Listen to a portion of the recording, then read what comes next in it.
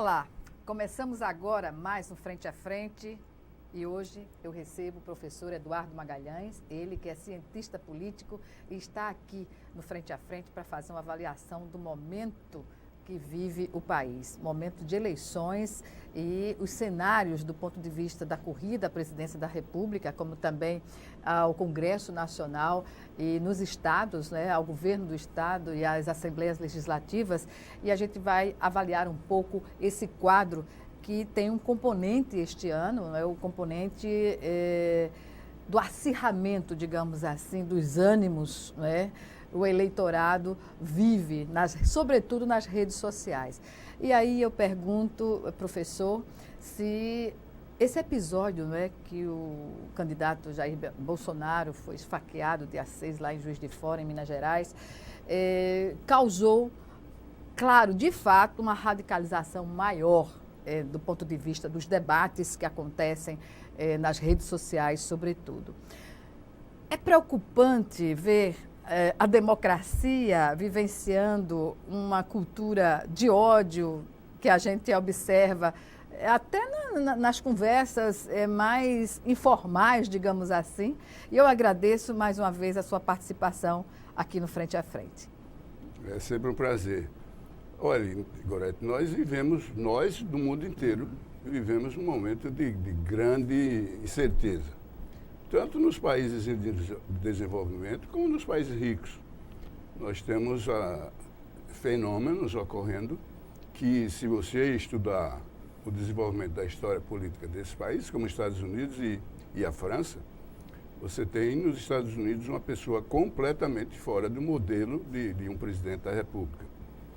Na França, você tem também um progressista numa situação completamente diferente do que tem sido o avanço na política da França nos últimos anos. No Brasil, esse avanço ainda é mais acentuado.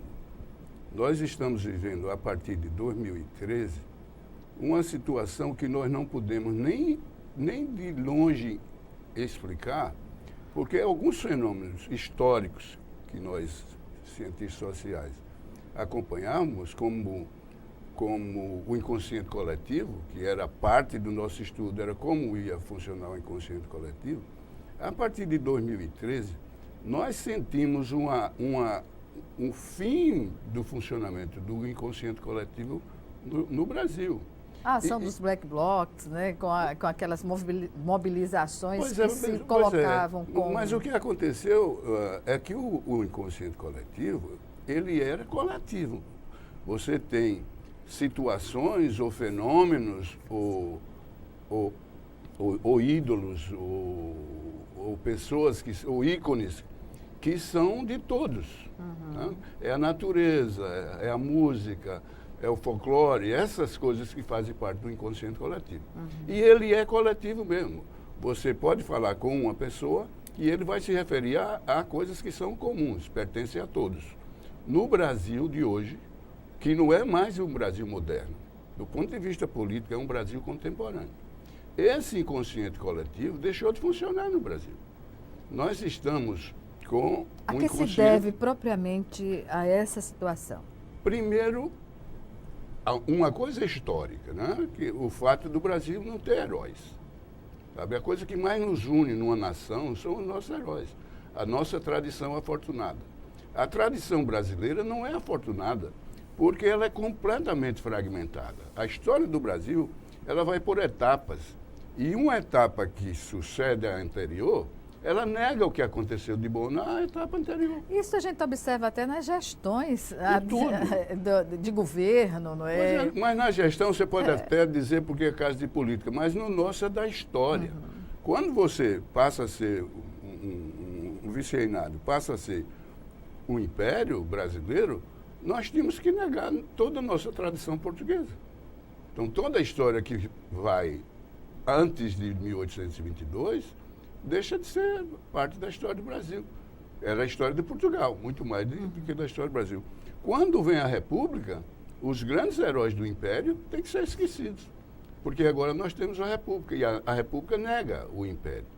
Com a República, nós temos uma República velha, que nega todos os princípios de democracia e de república que nós tínhamos iniciado com a Constituição de 1824. Isso cria a cultura contra a memória, né? É a cultura contra a memória. Nós não temos memória, nem podemos ter. Porque quando você...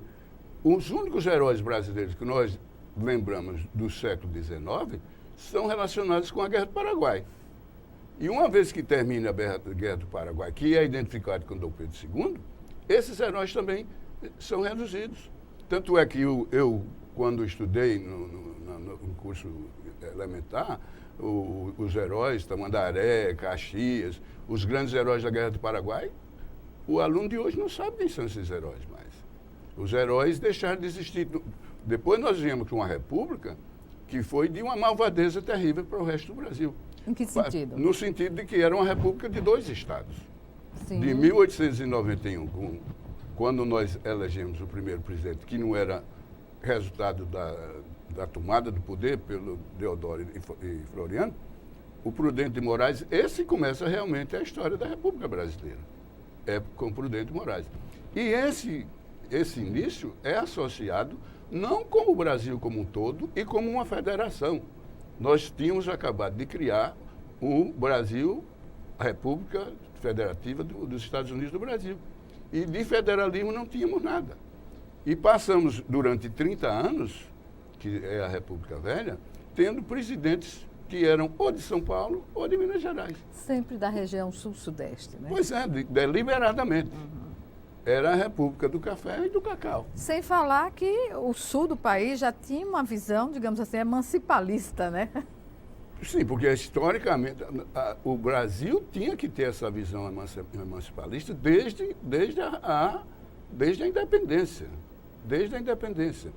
Quando você pensa que outros países muito menores do que o Brasil se dividiram em 3, 4 repúblicas ou nações, o nosso optou por manter um continente gigantesco como esse, com apenas um governo,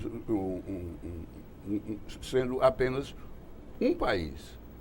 Isso com dificuldades muito grandes, porque o sistema unitário, que era o que nos fazia pensar como uma nação, tinha que ser mantido, porque nós nos tornamos independentes não com o pensamento do século anterior, do século XVIII, que era baseado no pensamento da Revolução Americana e Revolução Francesa. Nós tínhamos que ir por outro caminho, porque a nossa herança era de um Império Português. Não era a nossa independência não foi a independência do Brasil que nós temos hoje. Era a independência de uma continuação do governo português. Apenas dos isso. interesses do governo português. Tanto é, Gorete, que nosso começo como uma nação independente é prejudicado de forma absurda pela nossa ligação com Portugal. Há um caso que aconteceu em Portugal em 1757. 1757, 2 anos depois da grande incêndio lá de Lisboa, o Marquês de Pombal resolveu expulsar os jesuítas do reino português, que era incluir o Brasil. Então, em 1757, todos os jesuítas foram expulsos de Portugal do Brasil. Naquela época, 1757, o Brasil tinha 17 escolas, em todo o Brasil. Os jesuítas foram expulsos, nós passamos de 1757 a 1808 sem nenhuma escola funcionando no Brasil. São 51 anos de atraso que nós nunca vamos conseguir superar. E eliminar essa perda de cultura, de saber, de conhecimento que nós perdemos durante 51 anos. E já que o senhor falou sobre essa perda por tanto tempo, não é? Num momento histórico importantíssimo para a nossa formação cultural, eu lembro aqui que nessa campanha presidencial, todos os candidatos que se apresentaram de uma forma tímida em relação aos compromissos com a educação. O Plano Nacional da Educação quase não é citado, enfim, a gente não tem uma boa perspectiva nesse sentido, não é? Nem vai ter, Gorete. A nossa elite de dominação do Brasil nunca mudou. Nunca mudou, ela continua predatória. Enquanto continuar predatória, não pode haver educação universal, porque eles não estão preocupados com a base da pirâmide. Nenhuma preocupação. Eu estou escrevendo um livro agora, e é mais ou menos de memórias. E eu me lembro, na minha escola, né, a sala muito grande, tinha 8, 9 alunos, e eu jogava muito futebol na beira do rio. E os meninos que jogavam comigo não iam para a escola. Nenhum ia para a escola. Todos eles iam se tornar analfabetos e iam trabalhar nos trabalhos básicos. E ninguém estava preocupado. Pois é. E hoje a falta da escola, a gente já sabe no que acarreta para o cidadão, sobretudo que está na periferia, que está nessa base piramidal, não é? Que pode desaguar, inclusive, na violência que explode no país, que a gente vê de canto a canto. Poucas são as capitais que não vivem esse estado de violência permanente, né? Gorete, olha, o problema do Brasil não é a base da pirâmide, é o topo da pirâmide. Mas quem sofre e se expõe a esse caos é a base, né? A base foi condenada a não sair da base. A não sair da base, exatamente. E agora está acontecendo um fenômeno muito, muito terrível para o Brasil. É tão cruel essa história da evolução do Brasil, do crescimento do Brasil. Desigualdades que vêm desde sempre. Não vai resolver. Tá? Você tem a classe média brasileira, ela surgiu como uma classe média falsa por decreto do Lula, que quem ganhava R$ 1.800 passava a ser de classe média. Em lugar nenhum do mundo, R$ 1.800 é dinheiro para ser de classe média. E a nossa classe média, Gorete, no mundo inteiro a classe média vai da base da pirâmide para o topo. No Brasil ela vem ao contrário. São os ricos que vão perdendo poder aquisitivo, poder de mando, e eles caem para a classe média. Então, a nossa classe média, ela só olha para a classe de cima. Não olha para a classe de baixo. Eles se sentem completamente superiores à classe de baixo, porque eles nunca foram da classe de baixo.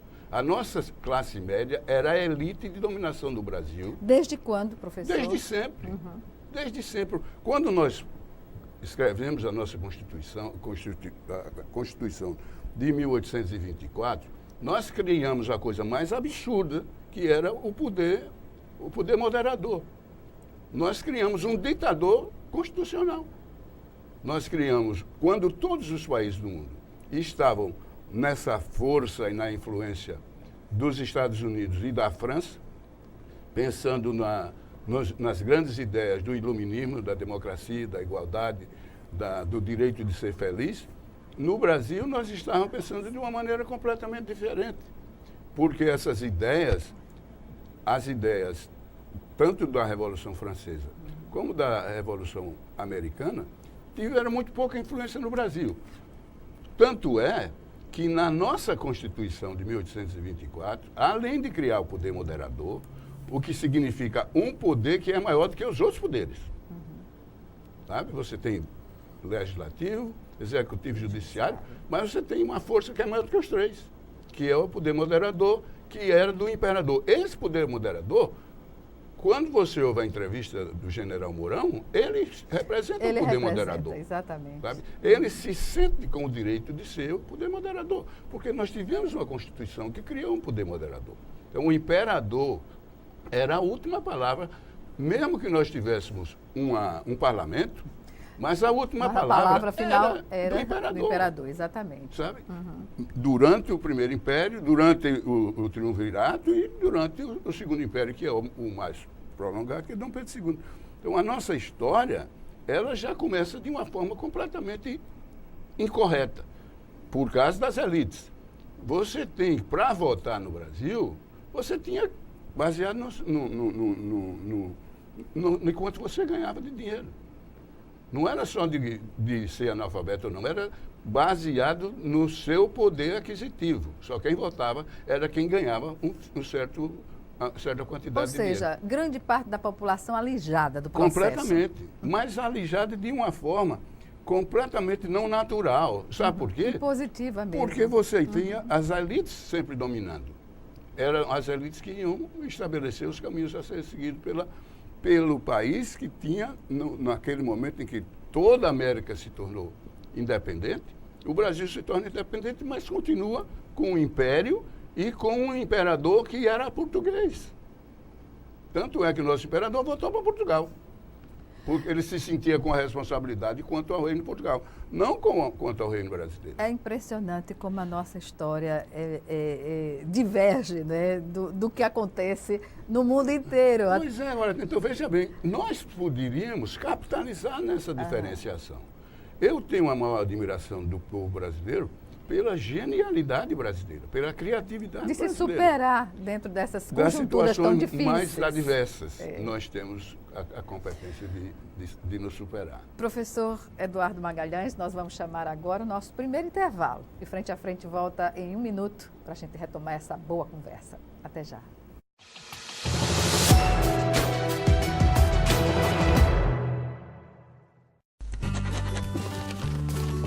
Onde está meu título? Todo ano de eleição rola a mesma pergunta, mas em 2018 seu título tá na mão. É só usar o app e-Título. Simples e rápido. Você pega o seu celular ou tablet e baixa o aplicativo disponível na App Store e Google Play. Depois, é só acessar e inserir os seus dados.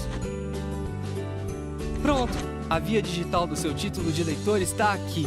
Se você já tiver feito o cadastro biométrico, seu título digital virá com foto e você nem precisa levar outro documento no dia da eleição. Muito mais prático. Mas se você ainda não fez a biometria, seu título precisa ser usado junto com um documento oficial com foto. Não falei? Seu título está na mão. É a Justiça Eleitoral inovando e modernizando. Como sempre.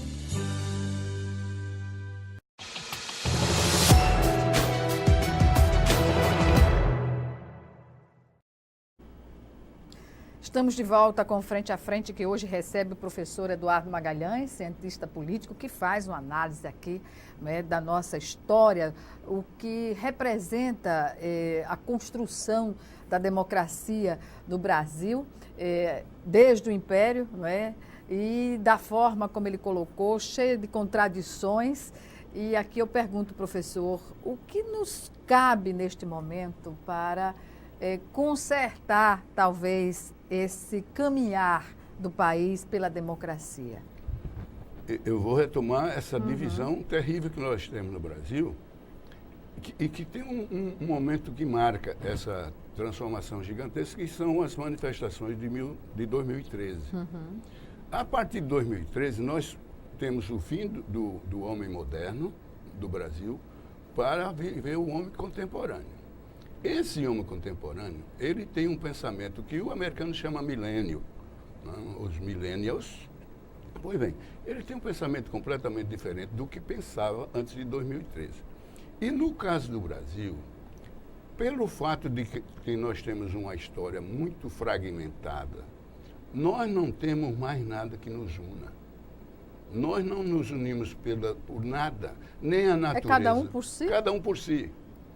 Cada um por si. Mas isso pode nos conduzir a extremos terríveis. Já está nos conduzindo. Como é que você pode pensar, Gorete, num país com 35 partidos políticos? É óbvio que você tem uma fragmentação gigantesca. Você não tem como criar 35 ideologias políticas. Não tem como. Então, essa já é uma demonstração de que a coisa está muito errada. Porque cada um de nós não temos heróis no Brasil, Gorete. Nenhuma nação tem sucesso se não tiver um lastro histórico de uma tradição afortunada. Nós não temos heróis no Brasil. E o que acontece, como você não tem heróis, eu vou fazer uma palestra e depois tem uns debates. Se eu tiver 50 pessoas no auditório, são 50 posições completamente diferentes umas das outras. A gente observa isso nas redes sociais. Em tudo. Né? E a rede social vai ter um papel terrível dentro dessa eleição, porque não vai unificar em nada, vai separar cada vez mais. A gente observa essa desagregação política, institucional, social, quando observamos as candidaturas no espectro político, as candidaturas colocadas à presidência da República. A gente, até de uma forma simplista, pode identificar que algumas candidaturas que estão postas ali poderiam estar juntas, não é? Para permitir uma polarização melhor até antes do segundo turno, não é? Mas isso não acontece porque cai naquilo que o senhor falou, cada um por si. Mas sabe por quê? A polarização nossa, se você pensar na grande república, na grande democracia do mundo, que é a democracia americana e a inglesa tem uma monarquia, mas é uma monarquia só pro forma. É uma democracia. Que rende milhões e milhões de libras, né? Mas veja bem, no caso do Brasil, nós temos uma situação de uma divisão tão grande que você não tem. Se você pegar 13 candidatos a presidente da República, nenhum dos 13 tem um projeto de governo que coincida com os outros 13. Nenhum. Se você olhar a história das eleições dos Estados Unidos, você vai ver que sempre termina com 2 ou 3 candidatos, na maioria 2 candidatos. Você pegar o programa de governo de cada um dos candidatos, você vai ter 92%, 93% das propostas são exatamente as mesmas. As diferenças são mínimas, porque os objetivos do país são os mesmos para qualquer partido. São políticas de Estado, como se defende aqui, que independentemente de quem ganha a eleição, dê prosseguimento aos projetos que estão em execução e dando certo. Pois é, então, esse não existe, Gorete, porque nós não pensamos como um todo. Nós somos de uma individualidade tão exagerada que nós não gostamos de ser iguais. Nós não gostamos de ser iguais. É a nação que eu conheço, e com a minha experiência internacional, onde cada pessoa é uma ilha. E eu dou exemplos práticos, objetivos, para não haver nem dúvida.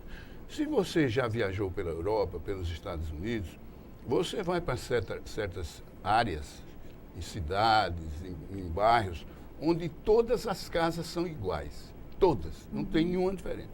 Você vai aqui, na Paripueira, para o Sonho Verde, tem um condomínio italiano e tem vários pequenos condomínios brasileiros. O condomínio italiano é da década de 80. Todas as casas são as mesmas. Os condomínios vizinhos, que são muito mais recentes, não tem mais 2 casas iguais. Porque essa é a nossa característica de gostar de ser diferente.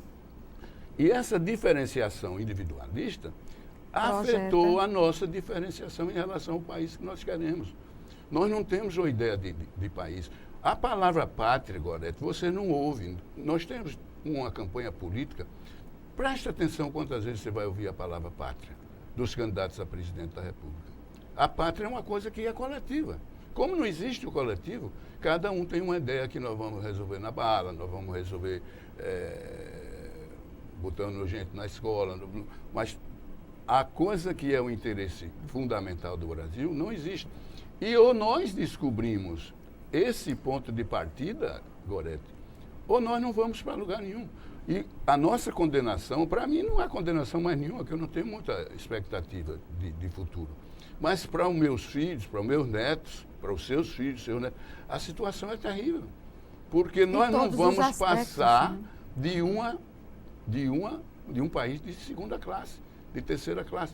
Mas como pode o país ter chegado a uma posição, até, digamos, se a gente for observar anteriormente, chegar à quinta economia mundial e chegar a esse ponto agora? O que dizer desse momento? Quer dizer que o senhor acredita que o brasileiro, ele não consegue pensar coletivamente? Não. Desapareceu a ideia do coletivo. A que se deve? Algumas, digamos assim, também, algumas frustrações com o desempenho? A parte principal dessa separação nossa é que na década de 80 nós passamos por uma grande crise, depois do período razoavelmente bom durante os militares, nós passamos por uma década perdida, que foi a década de 80. E quando veio a redemocratização do Brasil, nós tivemos muito pouco tempo para engrenar, porque nós tivemos a maior inflação da história do Brasil, que foi o fim do governo Sarney e o governo Collor. Então, essa coisa fez com que a luta pela sobrevivência prevalecesse. Você começou a se preocupar exclusivamente com o seu interesse pessoal.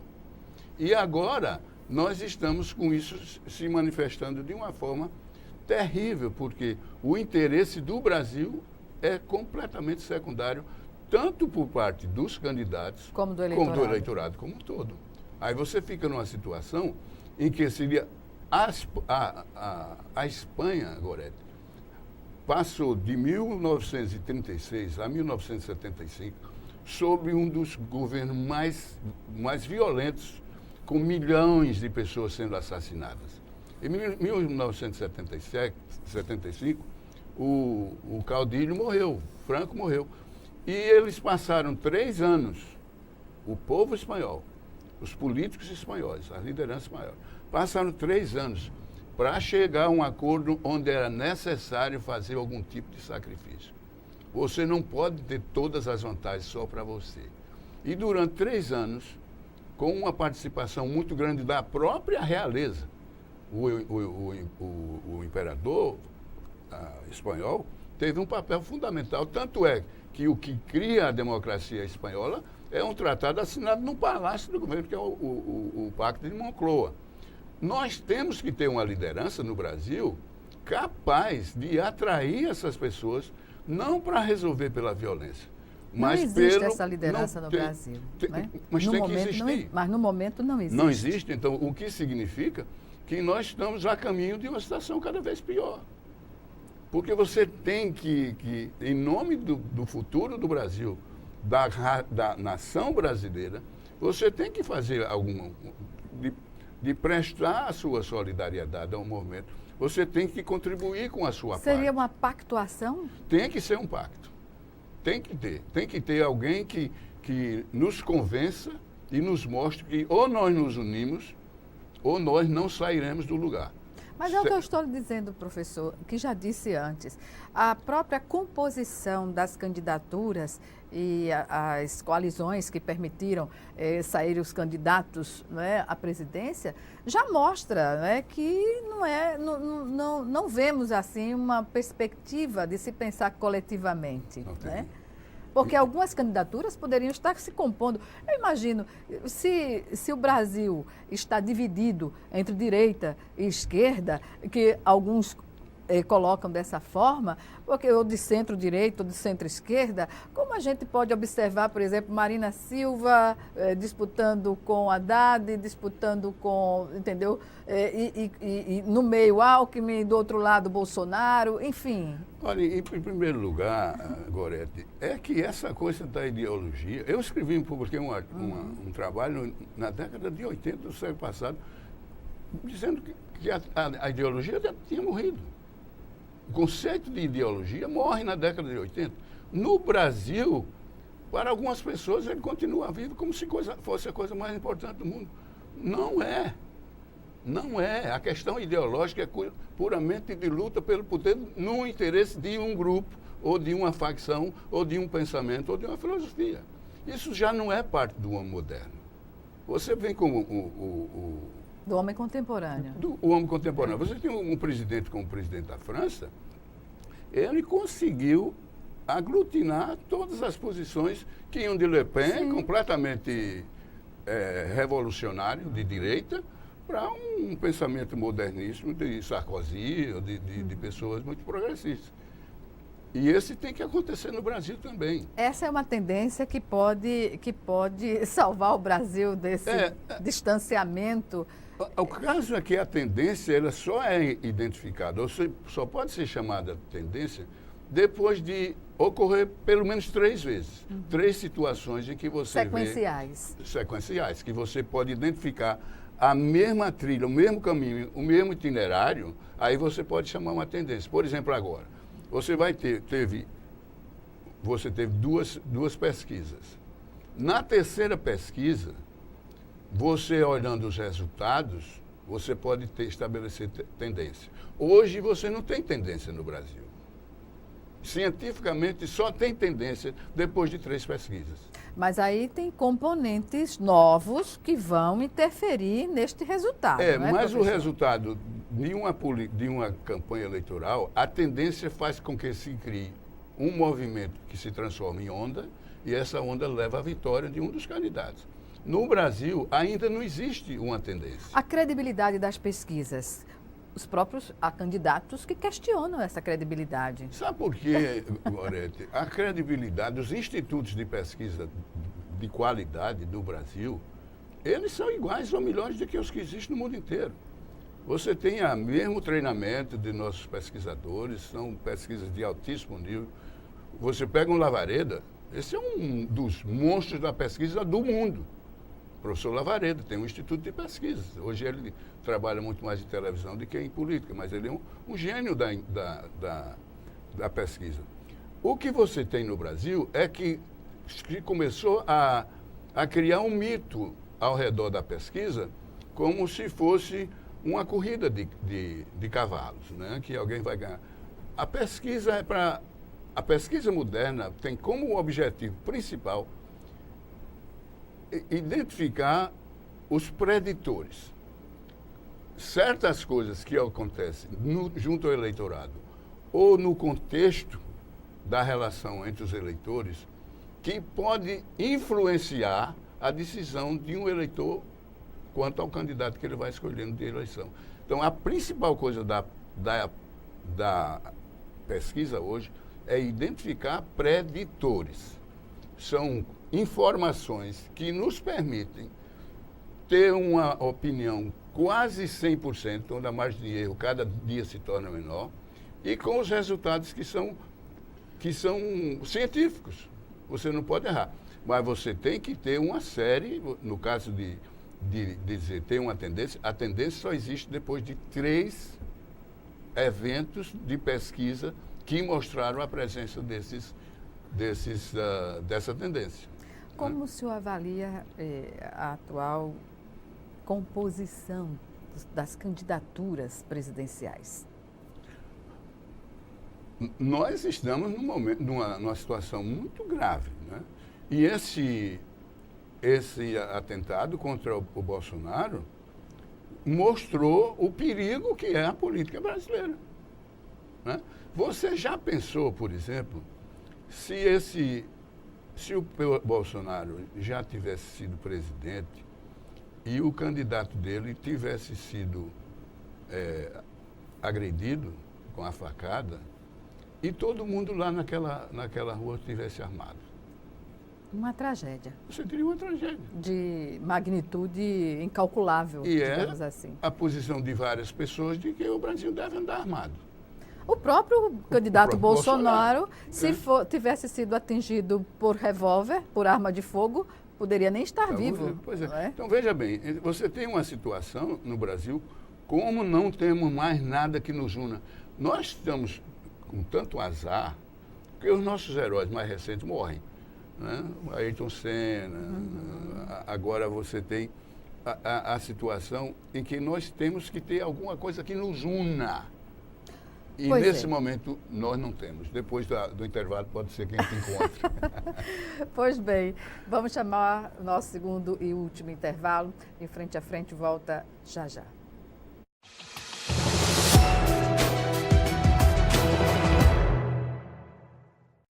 O verde das florestas está em nossa bandeira. E ainda que tentem destruir nosso maior patrimônio, nunca vamos deixar de lutar por ele. Por nossas vidas, por nosso planeta, por nossos filhos e netos. Somos independentes, somos Greenpeace. Batemos de frente contra governos e empresas que roubam as riquezas do planeta. Precisamos de todos juntos por essa causa.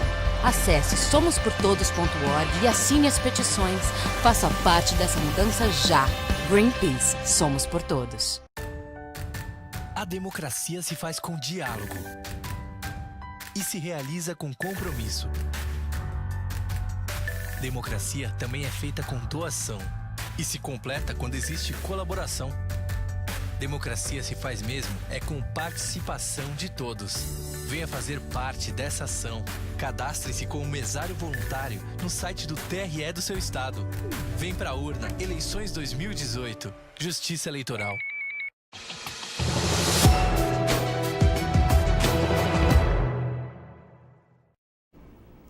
Estamos de volta para o último bloco do Frente a Frente, que hoje recebe o professor Eduardo Magalhães, cientista político, que faz aqui uma análise, né, das condições que levaram o Brasil, né, no contexto internacional e internamente, a situação que ele se encontra hoje, e fazendo também um paralelo sobre outras nações que souberam sair da crise, que se envolveram. E aí o senhor falou aqui no bloco anterior, professor, sobre a unificação que tem sido difícil conseguir no Brasil, porque não se tem, de parte da elite política, empresarial e do próprio povo brasileiro, esse sentido de unificação. Nesse sentido, que experiências o Brasil poderia se espelhar para tentar resgatar essa unificação? Dois exemplos de opostos. Você pode pegar a Coreia, você pega Singapura, você pode pegar esses pequenos países independentes do Oriente, ou pode pegar os Estados Unidos. Se você pegar os Estados Unidos, você estudar a colônia americana a partir de 1602, você vai ver que toda cidade americana tinha uma coisa que está presente em todas as cidades. Bandeira? A escola. A escola também. A escola. O Brasil não tem escola. O ponto de partida quando as duas Coreias se separaram, a Coreia do Sul resolveu, ou se deu conta que era um país pobre e que só tinha uma saída, era se educar. Então, a partir da década de 50 e 60, eles começaram a investir vigorosamente em educação. Hoje eles lideram o mundo na parte de tecnologia, de rádio portátil, houve uma época do relógio. Então, essa é uma decisão de um Estado. Mas o Brasil, professor, em 2014, já estabeleceu planos nacionais decenais para o país, né, na área da educação. E o que eu disse antes, repito, os candidatos que estão colocados aí, nenhum tem falado sobre essa questão da forma que se espera e ignora esses planos decenais, não é? Primeiro, porque não dá voto. E segundo, porque nada mais pode ser planejado. A ideia de planejamento, que foi a coisa mais importante do socialista, do comunista, não tem mais espaço, Gorete, porque você não tem mais como antecipar o amanhã. As mudanças ocorrem de uma velocidade tão rápida que você não pode, de maneira nenhuma, fazer um planejamento de médio prazo. Nem de médio prazo. Imagine a longo prazo. É impossível. Voltando para a questão político-eleitoral, que eu tento desde o início, professor, sobre os resultados, né? A eleição está aí, redução de tempo de campanha, isso tudo coloca uma corrida terrível para quem está na disputa, mas o que é que a gente pode esperar? O resultado pode ser imprevisível dessas eleições? Em todos a maior coisa que aparece os cenários dessa realidade brasileira é que nós acabamos de perder uma das maiores riquezas culturais do Brasil, que é o Museu Nacional. Esse museu custava, no orçamento, R$540 mil por mês. Nós estamos pagando aos candidatos nessa eleição R$1,7 bilhão para financiar a campanha de milionários, que não vão nos representar, vão se autorrepresentar. Não houve nenhuma reação do Brasil. R$1,7 bilhão. Você veja quanto tempo você manteria esse museu funcionando E outros também. E as renovações, e os reparos e tudo que tinha que ser feito. Então, essa coisa do Brasil, o último presidente da República a visitar o museu foi Juscelino Kubitschek, na década de 50. Juscelino Kubitschek foi o último presidente. Os militares, nenhum, jamais passou nem pela porta da Quinta da Boa Vista. Nenhuma só vez. Então, nós temos, ao mesmo tempo, nós temos 1.700.000.000. Imagine como seria o Departamento de Física ou de Agronomia da UFAL, que faz muita pesquisa, com tanto dinheiro disponível para fazer pesquisa.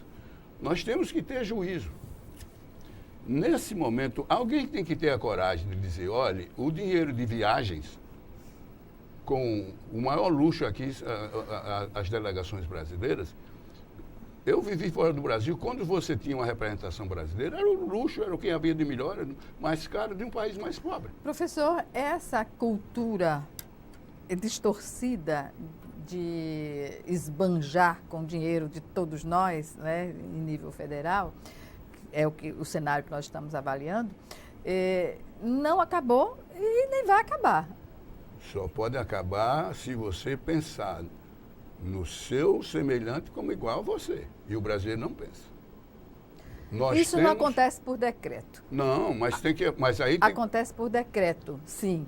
Um contingenciamento das despesas. Mas o que a gente vê o governo fazer, o governo Temer, por exemplo, contingenciamento de 20 anos para a educação e para outras áreas. Isso aí é uma prova cabal da incompetência do nosso presidente, que eu até pensava que era um homem com culto, era um escritor, professor universitário. Mas voltando, nós temos que saber que Brasil, essa propaganda da Globo agora, que é o Brasil que nós queremos. E não é o Brasil que eu quero, é o Brasil que nós queremos. O Brasil que nós, brasileiros, vamos nos sentir honrados de representá-lo ou de ser representado por ele. Nós hoje não nos sentimos representados por ninguém. A prova, Gorete, é que você tem, 6 meses depois da eleição, você tem 90% dos eleitores não sabem quem votar. Principalmente para a Câmara Federal. Para o Legislativo. Para o que é o verdadeiro Nacional. Congresso Nacional, que é realmente o verdadeiro representante do cidadão. Então, o nosso problema é um problema histórico de uma necessidade de uma fundamentação teórica, prática, e da qual nós nos orgulhemos. Não pode ser fraturado do jeito que é. Sem educação não há memória. Não há nada. Não há sentido de coletividade, não há a vontade de fazer do ponto de vista coletivo. Enfim, a gente fala e vai para a educação, que é a base histórica de qualquer nação, não é, professor? Essa aqui é boa no discurso. Você tem que ser mesmo, e tem que fazer mesmo. Quando você vai transformar a educação em prioridade, uma escola, em qualquer país que pense no cidadão como sendo iguais, a escola é a coisa mais importante daquele povoado, daquela cidade, daquele município, daquele estado, daquele país. Enquanto nós não fizermos isso, Gorete, nós seremos sempre um país de segunda classe, de pessoas que nunca se amam, mas que têm uma inveja terrível, como se o outro tivesse tido sucesso. Nós não podemos viver num país... Eu estudo o Brasil a minha vida inteira. Eu nunca vi um país com ódio como hoje existe no Brasil. Nós estamos a caminho de um ódio e de uma violência que é um perigo para o futuro. Eu já disse, eu já pensei, se eu fosse uns 10 ou 20 anos mais novo, eu deixava o Brasil de novo, porque eu estou com medo. E eu sei... Isso é a pauta de uma nova entrevista que faremos, eu sei que professor. nós temos um povo extraordinário, mas tem que ser despertado para o nosso futuro e para o direito de ser feliz. E nós esquecemos o que é ser feliz. Certamente. Professor Eduardo Magalhães, eu agradeço mais uma vez a sua participação aqui no Frente a Frente. E, claro, o senhor abriu uma nova pauta sobre a questão do ódio, do relacionamento humano em meio a todas essas condicionantes, essas situações, esses cenários políticos, sobretudo que estamos vivendo agora. Sem dúvida. Obrigada, mais uma vez. Sempre um prazer. Obrigada a você também que nos assistiu. Frente a Frente está ao vivo nesse momento e também você pode disponibilizar no Facebook. E está aí o endereço e eu aguardo vocês em outra entrevista. Obrigada pela audiência e até mais.